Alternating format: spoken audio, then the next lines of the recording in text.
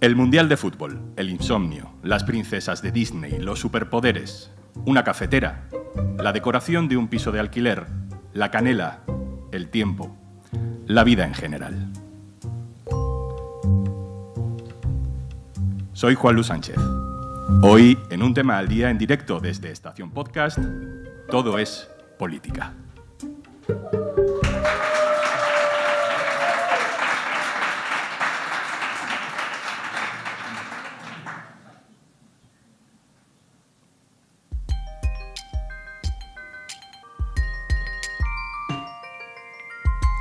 Hay un antiguo vicio en el periodismo que hasta en las redacciones más modernas nos cuesta corregir.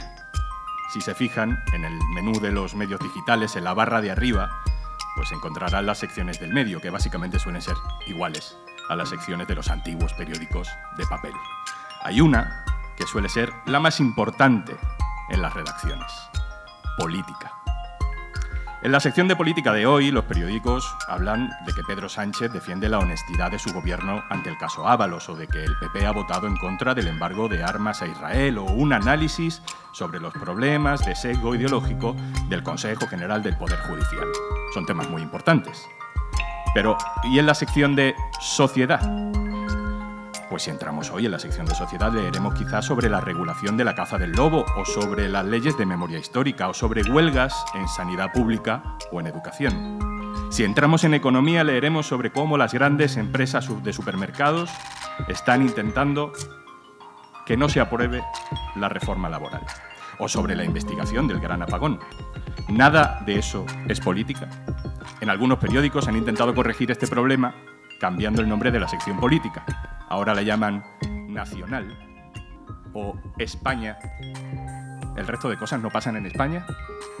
Es raro. No lo conseguimos solucionar. Pero llevemos esta lógica más allá. ¿Cómo no va a ser política quien celebra el próximo Mundial de Fútbol? O si Israel sigue yendo a Eurovisión.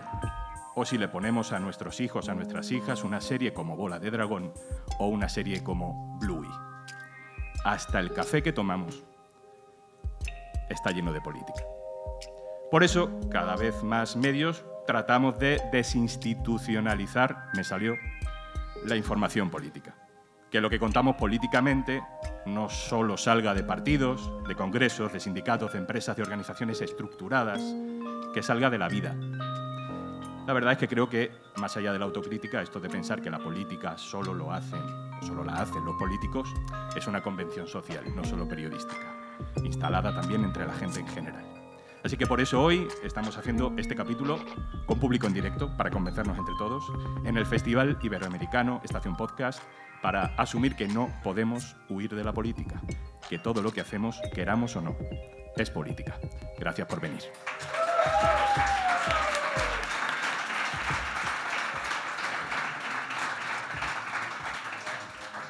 Gracias por venir. Yo sé que hay oyentes aquí que a lo mejor conocen el boletín matutino, la newsletter que también me toca mandar todas las mañanas en eldiario.es. Y ahí los martes normalmente, en la parte final de la newsletter, pues hay una sección que se llama Todo es política y que se nutre muchas veces de gente que me acompaña hoy en este capítulo para hablar de estos temas que se interconectan tantísimo con la política. Vamos a empezar, Eduardo Saldaña, ahí en el centro del orden mundial. Hola, Eduardo. Hola, buenas, ¿qué tal? Buenas. Bueno, el orden mundial, lo conocéis seguramente, tiene podcast de geopolítica, pero también de geopolítica pop. Y también van a lanzar en breve, lo están haciendo ya, un podcast sobre política y fútbol, geopolítica y fútbol. Hablaremos de eso. Maxi Guerra, hola. Hola. Muy buenas. Maxi viene de Uruguay y tiene un podcast maravilloso que se llama Gastropolítica. Historias, lecturas, ideas, cómo nos atraviesa la política en la comida, en lo que consumimos encima de nuestra mesa o cuando, por ejemplo, lo hablábamos antes, nos tomamos una taza de café. Y también está conmigo, compañera del diario.es, María López Villodres. Hola, María. Muy buenas. Muy buenas. María coordina toda esa información, muchas veces dividida en un montón de cajitas diferentes, pero que a María le toca coordinar todas, que tienen que ver con cómo la vida política se mete o cómo en nuestra vida cotidiana tomamos decisiones que en realidad tienen una repercusión y unas causas políticas, aunque no nos demos cuenta de que eso es así. Bueno, gracias a los tres por meternos en este lío. vamos a empezar. Vamos a empezar contigo, Eduardo, si quieres. Vale. Te quiero hacer una primera pregunta así como muy introductoria, porque claro, cuando uno piensa en geopolítica, en política internacional, uno se imagina que uno hace un podcast para gente así de entrada muy seria, muy como de institución, decision makers. Si tuvieras que pedir una beca, dirías, esto es un podcast para gente que toma las decisiones dentro de los gobiernos y tal. Y sin embargo, vosotros habéis ido por una línea muy diferente.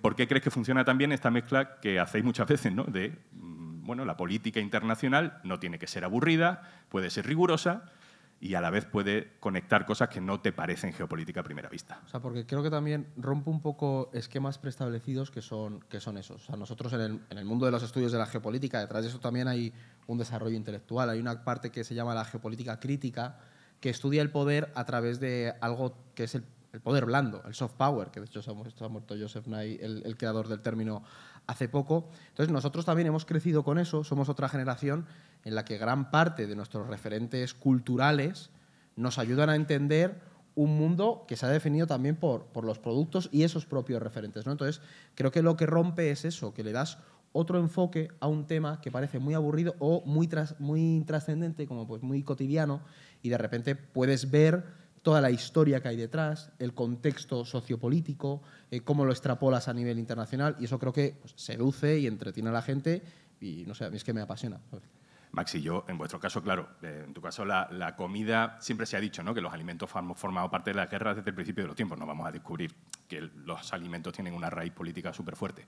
Pero, ¿con qué enfoque crees tú que hay que abordar esta aproximación hacia la gastropolítica? ¿Cómo te enfrentas tú, de todas las cosas que se podrían tratar sobre cómo funcionan las materias primas alimentarias en el mundo, qué gusto, qué paladar le das tú a tus historias? Si parto de una imagen gastronómica, no sé qué tan popular es aquí en España el uso del glutamato monosódico o Ajinomoto, que es un resaltador de sabor que muchos lo asocian a la cocina china en muchos países, sí, ¿no? Algunos lo asocian a esa cosa que es el síndrome del restaurante chino, vale, que es eso del dolor de cabeza que supuestamente te dan ciertos restaurantes. Básicamente es un resaltador de sabor. Vos se lo pones en una sopa de zapallo o de calabaza y te levanta el sabor. A mí me pasa eso con la política. Cuando la historia de un plato tiene política, o cuando la historia de un mundial de fútbol o la historia de un vestido tiene política atrás, a mí me resalta el sabor. Es como, tenés mi atención. Me interesa eso más que hablar de política directa. Si me hablas de política a través de eso, me tenés. Y me pasa lo mismo con la cafetera que uso, con el plato armenio que como, lo que sea. Hay una historia política atrás, hay una intención. Entonces lo que hice en Gastropolítica es juntar todas esas historias dispersas que he tenido a lo largo de mi vida, como la vida de todos, de consumir comida y escuchar cosas relacionadas a la comida, y tratar de convertirlas en historias llevadas al podcast. Ahora te preguntamos por alguna en concreto. Sí. María, claro, nosotros cuando vemos los datos de audiencia día a día, pues testamos un poco dónde está el interés de la gente. Y muchas veces tendemos a pensar, y suele ser así muchas veces, que el interés está en la coyuntura política del momento. Pero luego hay un montón de temas que quizás no entran, ¿no?, en esa caja llamada política, no entra en la caja llamada economía, no entra en la caja llamada sociedad, por cómo nos organizamos las redacciones, básicamente. ¿No? Claro, porque no entra en cómo nos organizamos las redacciones, no porque no tengan que ver con todo eso. ¿Qué temas identificas tú en el día a día que digas, aquí hay un interés que no solo puede ser interés puramente de lo individual? Bueno, pues en este caso, como decías, tenemos las métricas, o sea, que la guía está clara, ¿no?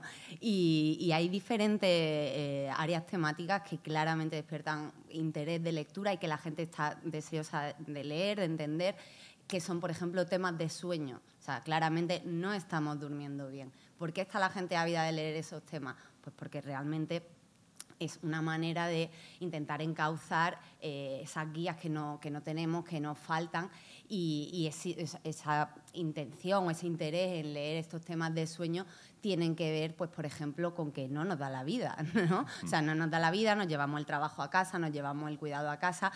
Esa falta de tiempo se la estamos robando al descanso. Pues por eso no estamos pegando ojo. Otros temas que interesan muchísimo son los de trabajo, pero a lo mejor no es lo que ha dicho Yolanda Díaz, sino cómo está cambiando nuestra forma de entender el trabajo, cómo estamos a nivel generacional teniendo como otro tipo de anhelos, otro tipo de discursos, ¿no? Un tema que funcionó súper bien, por ejemplo, fue uno que era un día menos para jubilarme. ¿Por qué fantaseamos, ¿no?, con que llegue este momento? Pues claramente porque nuestra visión del trabajo ha cambiado, ya no queremos que esté en el centro, ¿no? Y bueno, pues ¿por qué también fantaseamos con opositar? Pues todo este tipo de temas que pueden estar en tu chat de WhatsApp cuando manda efectivamente, ¿no?, el meme de un día menos para jubilarme. Pues todo este tipo de temas que interseccionan el problema de acceso a vivienda, el trabajo, qué está pasando con nuestro horario, con nuestra falta de tiempo, todo eso la gente lo quiere leer, pero desde esa perspectiva también más testimonial y que es como tal como tú la hablas, ¿no?, con tus amigos. Eduardo, cuéntanos, algún tema concreto que tú creas que, bueno, ejemplifica bien ese cruce entre lo pop y lo político. Pues cuando me preguntaste para venir aquí, estuve repasando cosas que nosotros hayamos hecho y uno que a mí me apasiona, más allá de los videojuegos, que también son los superhéroes. Los superhéroes. O sea, para mí los superhéroes, además es algo muy intergeneracional, yo lo he vivido a través de mis padres, los cómics, y luego lo pude vivir en televisión con películas, series, ¿sabes? Como que ha explotado, es un rollo como Star Wars. Y ahí se ve muy claramente, porque además ha sido un entorno dominado por Estados Unidos. En la época de crecimiento y mayor proyección global del poder estadounidense a través de la cultura. Y los superhéroes son muy buen ejemplo, no simplemente por el poder de Estados Unidos, sino también por qué nos enseñan el contexto sociocultural de cada momento. Por ejemplo, siempre ha habido dioses, yo que sé, Aquiles podía ser un superhéroe, pero que de repente nos encontráramos a partir de los años 50 personajes como Batman, que es un tío que puede acceder a ese superpoder a través del dinero, es bastante significativo.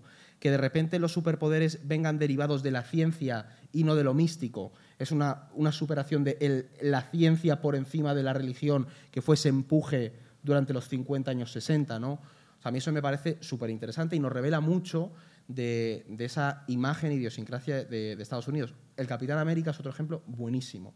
Capitán América, si conocéis la historia, o a lo mejor a vuestros hijos le habéis puesto las pelis de los Vengadores, pero el Capitán América es un tío esmirriado que cree que tiene que luchar por los valores de Estados Unidos contra los nazis, que se mete al ejército y como no vale para nada, se presenta voluntario para un experimento. Y ese experimento le dota de unos superpoderes, de una fuerza, una capacidad física sobrehumana. ¿Qué ocurre? Que te lanza el mensaje de una persona débil, sabe lo que es el sufrimiento, sabe lo que es el no poder, pero es una persona íntegra porque tiene unos valores. Y es América. El Capitán América, evidentemente, además se creó en un contexto en el que hacía falta un héroe frente a un fascismo que estaba creciendo al otro lado del Atlántico, ¿no? Entonces, para mí es un ejemplo muy bueno de ese también excepcionalismo estadounidense, porque el superhéroe es capaz, podría no respetar las reglas, pero decide mantener un poco decide respetarlas en su justa medida para salvaguardar a una población que es su hijo. Y eso es básicamente lo que ha proyectado Estados Unidos a lo largo de la historia y a veces rompe las reglas porque las reglas pueden no ser justas. Y eso está muy bien, se ve también reflejado en el periodo de los años 60 y los 70. De repente los superhéroes en Estados Unidos pasaron de luchar contra los soviéticos a luchar contra el Estado profundo. Y claro, cuando lo ves eso en los contra el enemigo interior, ¿no? ¿Qué pasaba? Watergate. Entonces cambia toda esa lógica. En el 11S vimos cómo cambiaron los malos en el cine. De repente a Iron Man en la primera peli le secuestran a unos talibanes que le meten en una cueva. Y ahí es cuando surge toda la idea en las sagas de superhéroes de Civil War, que es una guerra entre los superhéroes porque unos quieren como firmar una serie de acuerdos para que estén regidos por el gobierno y otros no. Es el momento en el que en Estados Unidos se estaba impulsando el Patriot Act de George Bush para controlar mucho más a la población. Entonces, ahí hay también una transmisión de política y de entender cómo Estados Unidos también construye nuestra visión del mundo. Me enrollo mucho. No, has citado a Batman y al poder tecnológico de gente que con meritocracia y sin superpoderes... No sé si Elon Musk es un poco el... Bueno, hay una lectura un poco siniestra de Batman que se ha hecho muchas veces, es ¿no? que Específicamente la de Christopher Nolan y tal, pero hay un pozo ahí problemático, ¿no? Elon Musk se creerá probablemente más Tony Stark que Batman. Correcto. Porque Tony Stark es un magnate del mundo de la tecnología, de lo militar, pero que utiliza eso para defender a... Y de hecho Tony Stark se verá probablemente así cuando se parece mucho más a a Luther, el malo de Superman. Entonces, ¿sabes? Que también eso nos construye cómo vemos pero sí que al final somos capaces de extrapolar un poco esas ideas. Y si vemos en cómo habla Elon Musk, hay un montón de lenguaje del mundo de los videojuegos, del mundo de la cultura popular como los superhéroes, en las referencias que han construido a estos personajes. Entonces, no te quepa ninguna duda que él probablemente se autoperciba así como un genio que es capaz de salvar a la humanidad y que si tiene que romper alguna regla por el bien del resto de la población, lo hará. Y eso es la esencia de Estados Unidos. Y lo vimos con la ruptura del derecho internacional cuando consideran que es necesario porque están luchando contra un mal superior. Me pongo un poco friki, pero ¿has visto The Voice? Sí.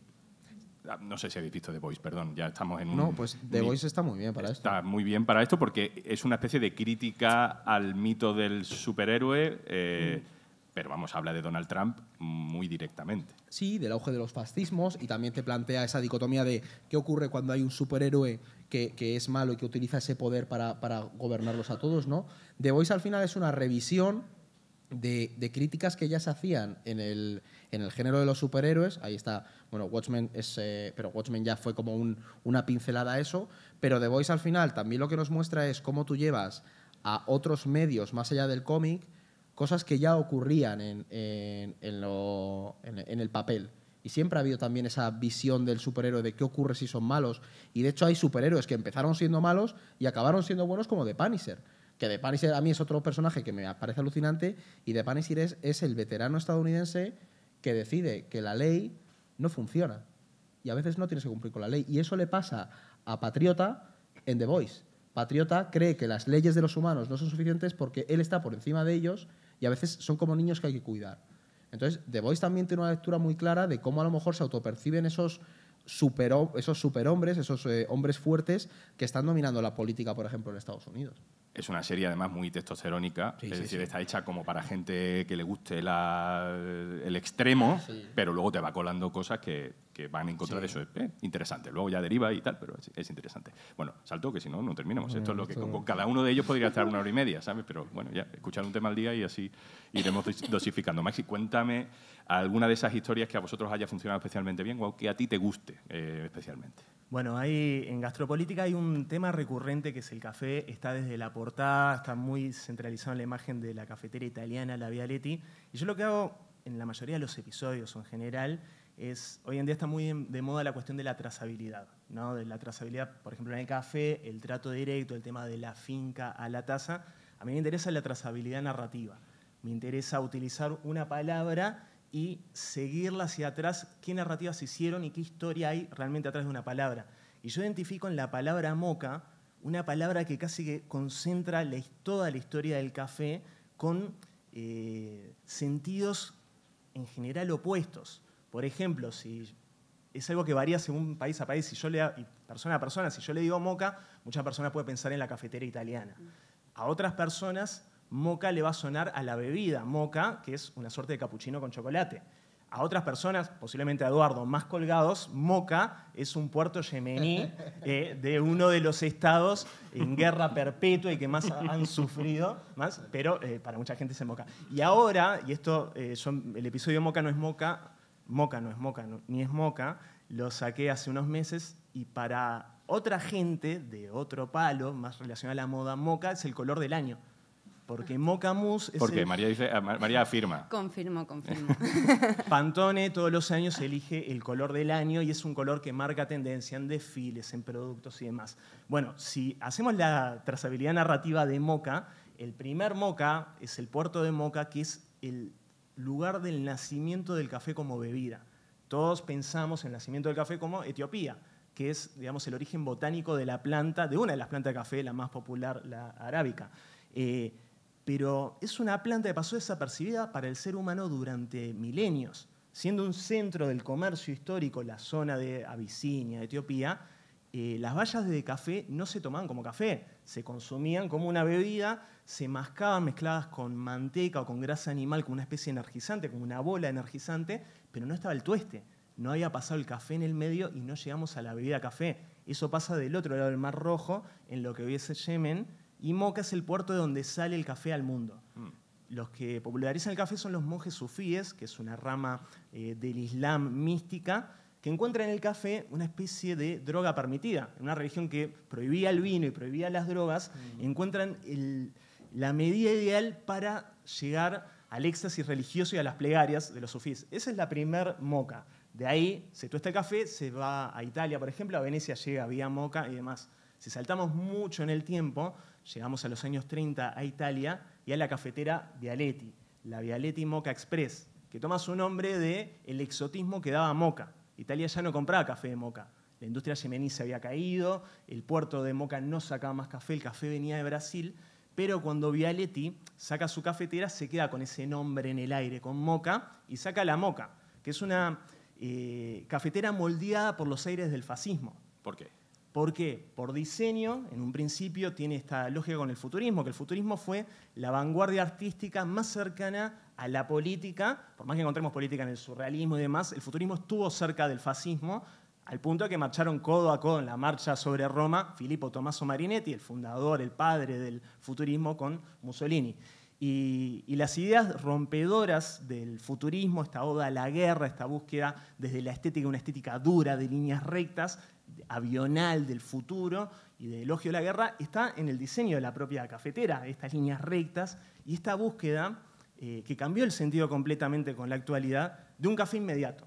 En esa época, tomar un café implicaba tiempo, implicaba quizás ir a un restaurante. Vialetti lo que quería, sin ser fascista, Vialetti, simplemente era un industrial del aluminio que estaba en ese ambiente, quería un café rápido, que era lo que pregonaba en la comida del fascismo. El fascismo dictaba una dieta de velocidad. Y con la Vialetti lleva eso. ¿Qué pasa? Hoy en día para nosotros la Vialetti es la abuela. Es tipo tomarnos un tiempo, vamos a tomar un cafecito en casa, ese aroma hogar cambió completamente. Y lo que Marinetti, que por ejemplo este futurista quería abolir la pasta, o sea, pensar en un italiano enfrentando la pasta. Decía que la pasta estupidizaba y enlentizaba al pueblo italiano y lo llevaba a esa modorra, a la siesta y demás. Es verdad que da un poco de siesta. Bueno, lo maravilloso de la Vialetti para mí es que hace ese arco de pasar del fascismo al antifascismo, porque hoy en día es realmente antifascista tomarse su tiempo para disfrutar y conversar. Pero tenemos, ¿no? Quedaos tranquilos. No sientan ningún problema con su cafetera. Exacto. Y si son fascistas realmente y toman café, lamento decirles que no, su cafetera no es fascista. Ahora, tenemos un tercer moca que es quizás el más popular en el mundo del café para, sobre todo, generaciones jóvenes, que es el moca que puedes tomar en Starbucks, ¿no? Y en cualquier cafetería de hoy en día, pero que nace en Starbucks en los años 80, en un momento donde Starbucks comienza a hacer un paso de tostadores hipster a la cafetería y la cadena que se termina convirtiendo ahora.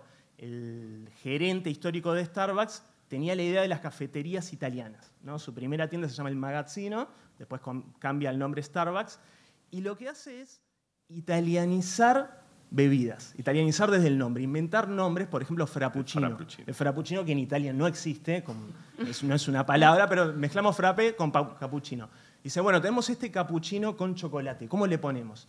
Y su barista dice, vamos a ponerle moca, acordándose del moca original. Dice, bueno, de ahí vino el café, vamos a ponerle moca. Y ahí nace moca en los 80 como la bebida. Y para mí lo maravilloso de estas tres mocas es que la moca bebida no se hace con la cafetera Moca. En el puerto de Moca, en la ciudad de Moca, no vas a tomar nunca un moca con chocolate, ni con leche, ni tomar de esa bebida. Y la bebida que estaba adentro de la Vialetti original, de la moca original, no venía del puerto de Moca. Gran lección de la historia.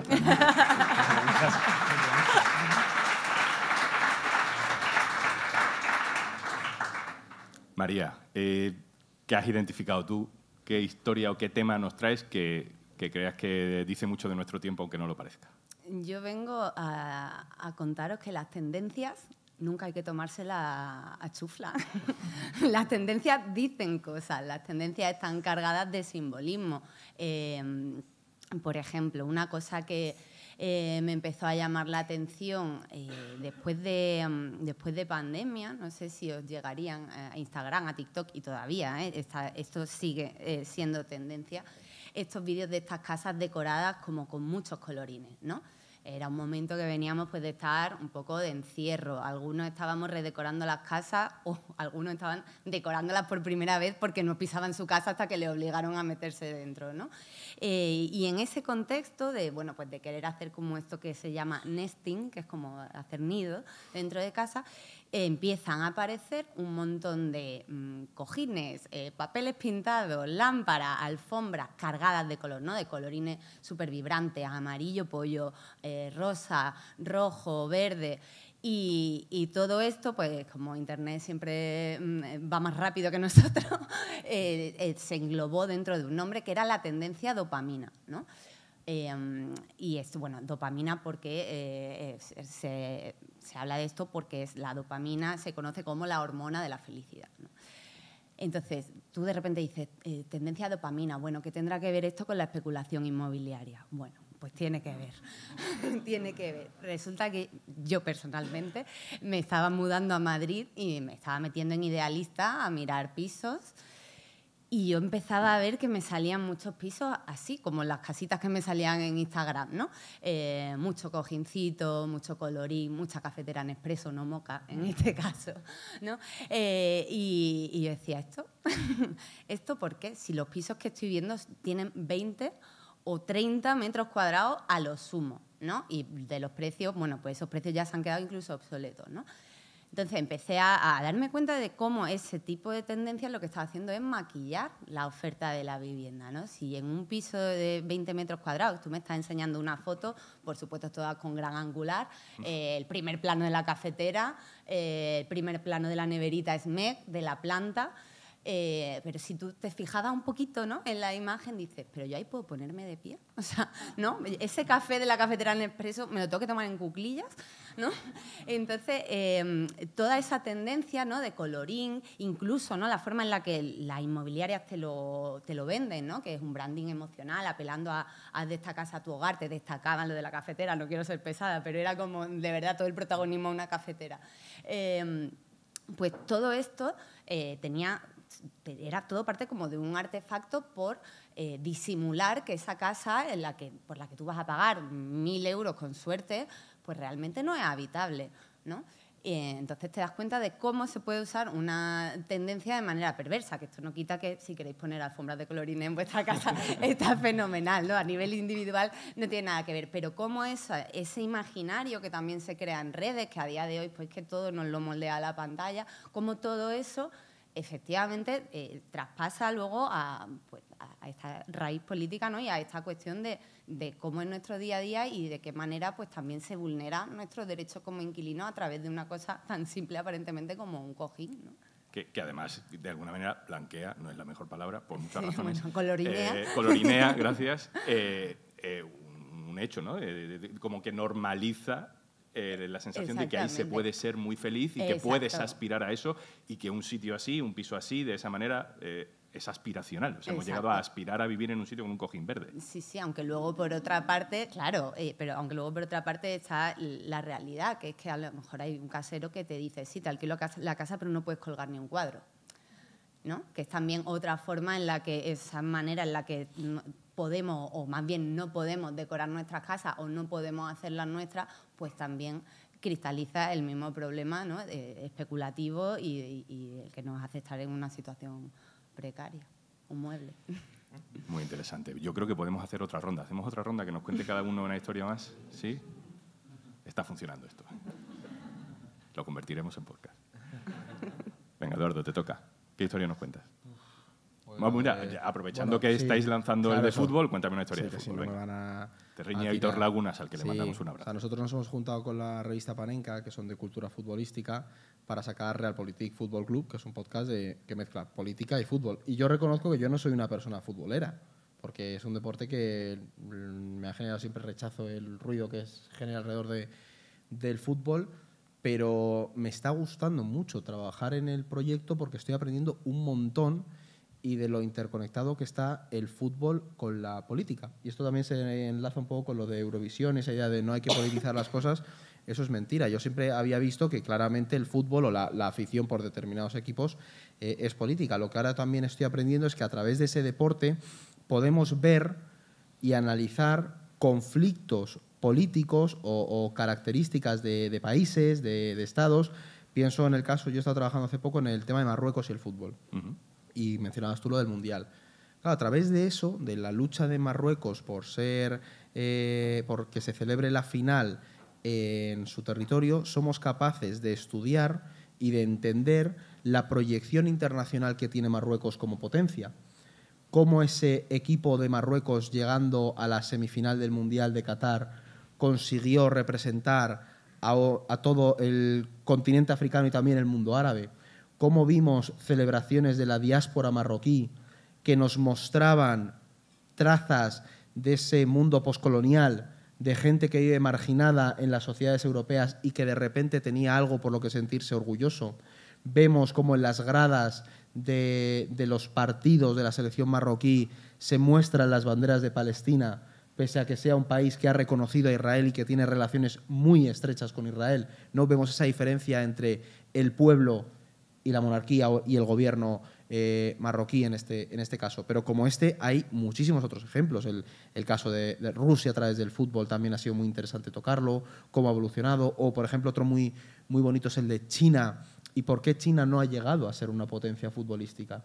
Y es algo que hace poco, además lo estuvimos hablando con una persona que se dedica a entrenar a equipos alrededor del mundo, y él nos contaba que es incluso una cuestión de construcción cognitiva y mental, de cómo nosotros, pese a que no sepas jugar al fútbol, sí puedes ser un friki del fútbol y saber cómo hay que hacer una alineación. Aunque tú no sepas dar una patada a un balón, pero has crecido en un entorno, la mayoría de los españoles, que sí que admira ese deporte, ¿no? Y eso también nos muestra un poco las diferencias que hay entre los propios estados, cómo se proyectan o incluso por qué hay ámbitos en los que no van a poder llegar a más y sí otros, como la gimnasia rítmica, en la que cumplen a la perfección. Podemos aprender y estudiar esas características socioculturales. Entonces, a mí la mezcla de fútbol y política me está gustando mucho, la verdad. O sea, pese que no soy futbolero. Fíjate que decías esto y recordaba haber leído y escuchado a gente explicar cómo, gente con datos en la mano, cómo cada vez hay menos jóvenes, tampoco es dramático, obviamente, se nota a nuestro alrededor, ¿no? Pero cada vez hay menos jóvenes interesados por verse un partido de fútbol entero. Claro. Que son capaces de decir, hay un partido de fútbol en mi equipo, pero me voy a jugar al FIFA porque me da una dopamina, como decía María, instantánea y permanente, y entonces lo que me interesa es el resultado, o ver cómo queda mi equipo del fantasy, la aplicación esta de ver quién va a jugar y los puntos que te llevas, pero como a posteriori. Es decir, hay una especie de distancia ya incluso con el deporte en sí, y ahí, bueno, dice mucho nuestro estilo de vida, ¿no? Como estamos como totalmente mediatizados por la gamificación hasta del deporte que juegan otros. Y te diría de los cambios internacionales, porque el hecho de que se cambien las horas de los partidos nos enseñan que hay potencias que están en auge, que vienen con muchísimo más dinero que las otras que había y que pueden comprar el principal deporte del mundo. Y eso está ahí. Y de repente también te encuentras con que, claro, surgen alternativas de financiación en equipos y que cambian las lógicas de un propio deporte que ha sido eminentemente europeo. Y yo no sabía, esto me lo contaba Aitor, que si la final del Mundial se celebra en Marruecos, llevaremos desde 2006... creo, pero no estoy equivocado, que no se celebra una final de un mundial en suelo de Europa occidental, que es la cuna y el origen del fútbol, ¿no? Entonces, eso también nos muestra el mundo hacia el que vamos y los cambios internacionales que se están produciendo. Otra cosa que me contaba mi Aitor también en un capítulo de Un tema al día, no sé si lo voy a poner en pie del todo, me he metido un poco en un jardín, pero era algo así como que al haber celebrado Mundial uniendo, digamos, la candidatura de España con Marruecos, eso ya cubre África, Europa, hago también candidatura americana y que al final, pues todos los caminos llevan a Arabia Saudí, Qatar, porque es lo que toca. Es decir, es intentar que toque antes, claro, ¿no? Intentar hacer multisedes para que el turno corra rápido y poder llegar al objetivo ya inaplazable, se podrá decir, por el relato así público, pero en realidad es el interés final de celebrarlo en los sitios que se están comprando en nuestros grandes deportes. Venga, vamos a ver si nos da tiempo, que nos da, sin problema. Vamos a escuchar una historia más. Sí. De algún alimento, algún ingrediente que nos evoque alguna historia, Maxi. Bueno, en realidad iba a ir por otro lado, pero me quiero agarrar de algo que tiene aparte que ver mínimamente con el fútbol y la gastronomía. Hay algo que me pasó que yo no esperaba que me pasara hoy caminando por Madrid, en mi primera vez por Madrid. Yo necesitaba planchar camisas. porque en el hotel que me estoy quedando no tiene plancha. Y bueno, entre otras cosas, tenía que planchar remeras, pero sobre todo un saco que voy a usar mañana en mi presentación aquí, que es un saco que quiero mucho y que no tenía cómo plancharlo. Entonces veo, a un par de cuadras de la Plaza del Sol, un lugar de planchado industrial. ¿No? Nosotros estamos como muy acostumbrados a decir, la política divide, ¿no? Esta cuestión automática, no hables de política en la mesa, no se habla ni de política, ni de fútbol, ni de religión, ese mantra que tenemos. Pero yo me he encontrado con las historias de gastropolítica esta cuestión de unirnos a través de la política y sobre todo de la conversación. La señora que me atiende me ve como un turista X que viene a arruinar su barrio. Este local es un local que está hace 1000 años. Me ve con shortcito, camisa floreada, lente de sol, todo quemado. Por lo que sea, pensó Sí. que... Aroma a boquerones y a cerveza. Y le digo, bueno, tengo estas camisas para planchar y también este saco. Me gustaría ver si llega mañana, que tengo una presentación. No, la chaqueta, ¿de qué mañana? No. Bueno, está bien, hacemos solo las camisas. Y el acento extraño me llamó la atención, le pregunto de dónde viene. Y me dice, bueno, yo soy de Armenia. Digo, mira, que bueno, yo soy de Uruguay, pero en mi barrio, mi familia es libanesa y los armenios y los libaneses están muy unidos en ese barrio, sobre todo por la comida. Y dice, ¿en serio? Mira, no sé qué. Digo, sí, no sé si sabes, pero Uruguay fue el primer país en el mundo a reconocer el genocidio armenio. Y ahí me pones la piel de gallina. Digo, sí, bueno, eso pasó desde el principio, esta unión tan fuerte. Y vamos hablando y dice, la chaqueta, venla a buscar mañana que te la hago.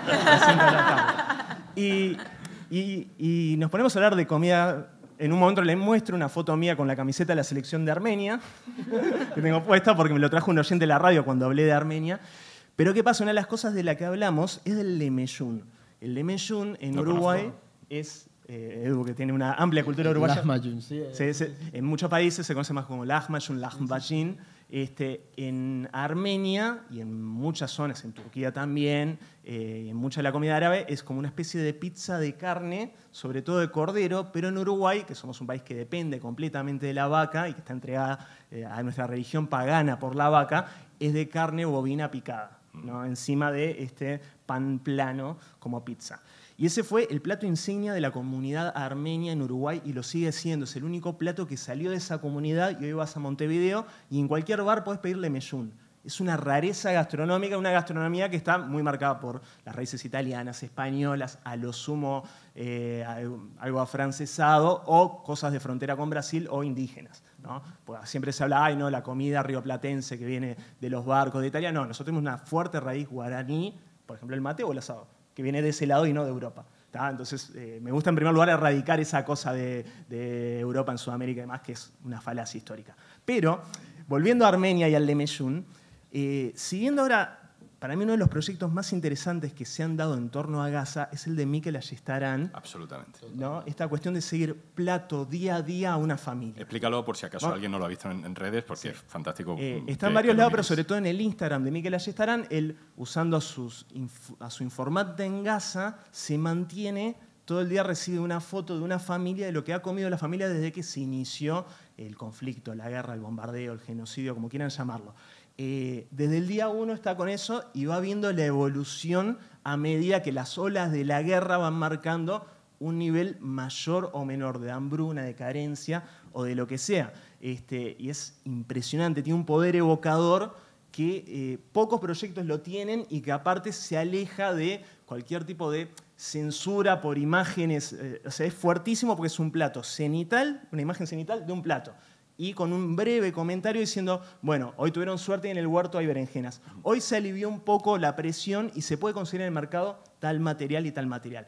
Bueno, antes del falso cese al fuego, en un momento donde parecía tranquilizarse la cosa, muestran un lemeyún.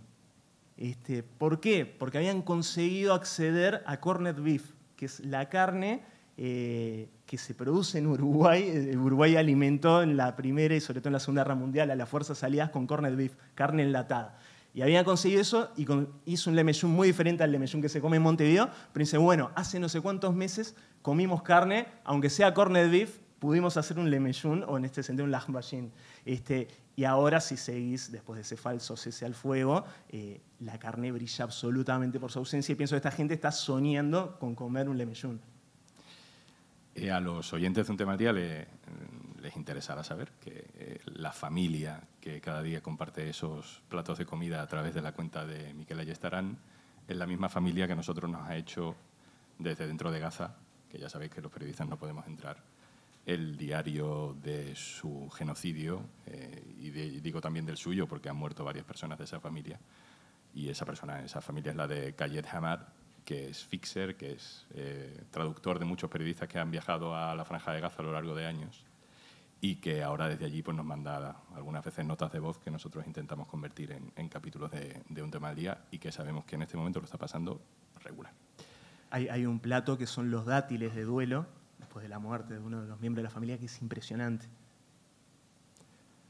María, sácanos un poco de este momento, sí. Me dejáis la parte más difícil. No, venga, vamos a cambiar el tono, que afortunadamente podemos hablar y profundizar en ese tema, lo hacemos cada día, lo hacemos muchos días. María, venga, otra tendencia que tú hayas detectado que aparece recurrentemente en esta cultura digital de lo cotidiano y que, bueno, que parece lo de siempre o que pueda parecer aparentemente inocua, pero que, bueno, si rascas, pues surge política. Bueno, o sea, respecto a lo que voy a hablar, hay una tendencia cada semana, ¿vale? Pero, bueno, en torno a todo el tema de la presión estética, ¿vale? Cómo cambia también el lenguaje que usamos, cómo se manifiesta y bajo qué etiquetas se nos vende esto en 2025, ¿no? Lo que os decía antes, una tendencia nunca está vacía de significado, ¿no? Ahora mismo estamos viendo, por ejemplo, se acerca el verano. Esto antes se llamaba la Operación Bikini, ahora hay mucho reparo en hablar de Operación Bikini, o debería haberlo más incluso, ¿no? Las marcas se cuidan mucho de usar este tipo de términos, ¿no? Venimos de unos años en los que hemos estado hablando más abiertamente de positivismo corporal, de diversidad corporal. No ha calado del todo, lo tenemos claro, ¿no? Ahora, ¿cómo se llama la operación bikini en TikTok? Pues Summer Glow Up. Ajá. Vale, que básicamente sacarte brillo para el verano, ¿no? Exactamente, sacarte brillo para el verano, luego hay, se mezcla... O con glutamato, si lo ha dicho exactamente, antes. Bueno, el glutamato prohibidísimo, claro, según estas tendencias. Entonces, bueno, surge el Summer Glow Up, que de repente, ¿no?, te dice 15 trucos o una lista interminable, más de 15, cosas que tienes que hacer cada día para alcanzar ese Summer Glow Up. O sea, si antes la operación bikini entendíamos que era comer un poquito menos o dejar de comer o comer y hacer ejercicio, ahora ya tienes que escribir en un diario por las mañanas, tienes que hacerte un skincare de 12 pasos, no sé cuántas tablas de ejercicio 15 veces al día. O sea, es casi un campamento militar, ¿vale? Entonces, bueno, pues eso, surge el Summer Glow Up, surge el 75 Hard Challenge, todo esto, misma etiqueta, misma cosa, o sea, distinta etiqueta, misma cosa, ¿no? ¿Qué es lo que sí que detecto que es distinto? Y, bueno, no solo lo detecto en estas tendencias de TikTok, sino también en una obsesión generalizada que tenemos por el deporte, el ejercicio, nuestra optimización absoluta en lo físico. Es que ahora ya no estamos hablando solo de físico, solo del glow up, del brillo, estamos hablando y se está vendiendo esto en términos de bienestar y de salud. Y ahí es donde viene el problema, ¿no? Porque estamos confundiendo que cuidarse sea seguir esta serie de rutinas tan estrictas y estamos viendo como a través de las redes, pues ahí están surgiendo muchos problemas o se están acelerando muchos problemas que tienen que ver pues con trastornos alimenticios, con la percepción de la imagen propia. O sea que, insisto, cuando veamos un TikTok con este tipo de tendencia, vigilemos, ¿no? Si conocemos a alguien que está haciéndolo o que está muy dentro de este tipo de cosas, yo creo que hay que pegar ahí ¿no?, atención, porque es que claramente, además estamos en un momento en el que eso, ¿no?, vemos una rutina para no sé cuánto, una rutina para no sé qué, o sea, nos levantamos y hacemos una rutina detrás de otra, ¿no? Todo esto también tiene que ver con que estamos en un momento pues de cierta incertidumbre pues laboral o económica y que buscamos cosas a las que agarrarnos, ¿no? Entonces, si tú me prometes que siguiendo estos 12 pasos y poniéndome estos 15 productos yo voy a estar mejor, porque además el discurso no es solo que te vas a ver mejor, sino que anímicamente vas a estar mejor, ¿no? Pues todo eso, lógicamente, nos lleva a donde nos lleva. A la vieja obsesión por lo de siempre, ¿no? Sí, amplificada. Bueno, yo creo que estamos de acuerdo en que contenido político malo existe en los medios de comunicación, por lo que sea, ¿no? Que se ve que hay. Contenido político malo existe y contenido relacionado con las tendencias o relacionado con las recomendaciones culinarias, relacionado con series, programas de televisión y tendencias de lo pop, también existe muy malo. Así que ahora, en una época de tantísima abundancia, y más que va a venir con la inteligencia artificial, es más importante que nunca tener referentes a los que agarrarse bien y que haya periodismo político, periodismo de todo tipo de contenido del bueno, y por eso nos gustaba hoy traeros a presumir de que conocemos a gente fantástica que hace un trabajo maravilloso. Gracias, María, gracias, Eduardo, gracias, Maxi, por venir. Gracias. Muchas gracias. Muchas gracias. Gracias.